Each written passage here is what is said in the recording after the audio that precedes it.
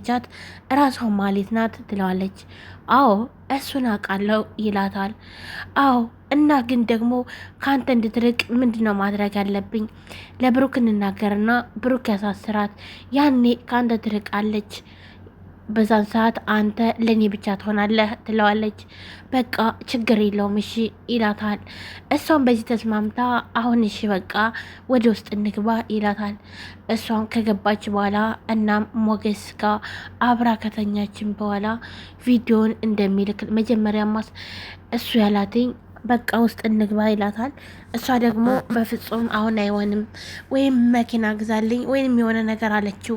ምክንያቱም ደግሞ እሷ ገንዘብ ፈልጋ ስለሆነ እሺ አሁን ለማንኛውም እኔ ስጠራሽ አቤት ስልክሽ ወዴት ማለት አለብሽ ይላታል። ምን ማለት ነው ደግሞ? ይኸውልሽ እስካሁን ድረስ ያልሽውንና እንዲሁም ማለትን ልታሳስረትም እንደሆነ ሁሉን ነገር ሪካርድ አድርጌ ይሸዋለሁ።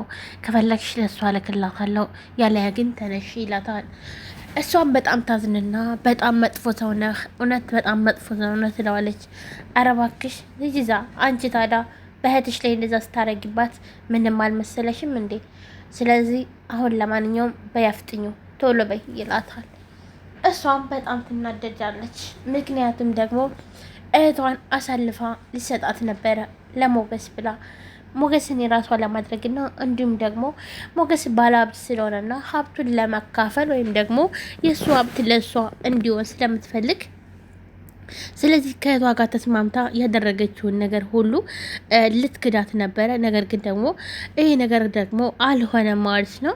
አሁን ላይ ግን እንደዛ ብሏት በቃ ተናዳ ጥላት ሂጅ፣ አሁን ለማንኛውም ተጣጣቢና ሂጅዛ ሂጅ ውጭ ይላታል ማለት ነው።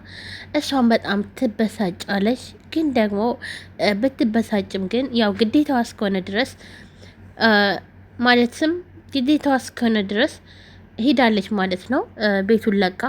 ከዛም መጨረሻ ላይ ግን ወደ ማህሌት ቤት ነበር ሄደችው። ማህሌትም አንቺ ውሻ እንዴት እንደዚህ ታደርጋለሽ? ብሩክን ደውለሽ ሂድ ቤት ብለሽ ያልሽው ለምንድን ነው ትላታለች። ምክንያቱም ደግሞ ሞገስ እኔ ጋር እንደነበረ ታውቂያለሽ፣ ስለዚህ ልታስይዥን ነበር ማለት ነው። እናም ለምንድን ነው እንደዚህ ያደረግሽው ስትላት፣ ኧረ በፍጹም እህቴ ምን ሆነሽ ነው?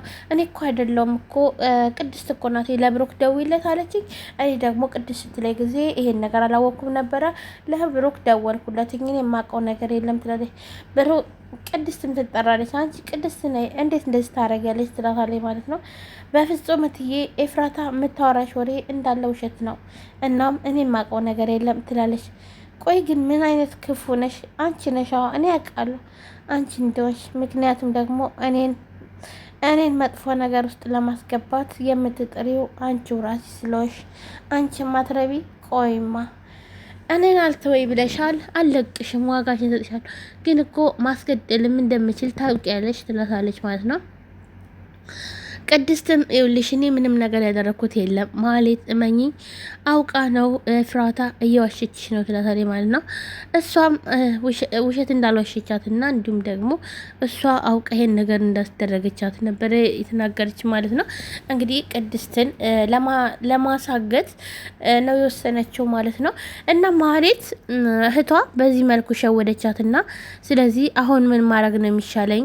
ቅድስት በጣም ብዙ ገንዘብ ጠየቀችኝ፣ 500 ሺህ ብር ጠየቀችኝ እኮ ይሄን 500 ሺህ ብር ደግሞ ከየት አምጥቼ ነው የምሰጣትኝ? ትላለች ማለት ነው። ይሄን 500 ሺህ ብር ታዲያ ሞገስ ይስትሻ። ሞገስ እንዴት ነው 500 ሺህ ብር ቆጥሮ የሚሰጠኝ? ደግሞ አሁን ደግሞ በጣም ተቃይሯል ትላታለች። እና ታዲያ ምን ይሻላል እህቴ ትላለች። እኔ ምን አውቃለሁ ነገሮች ሁሉ በጣም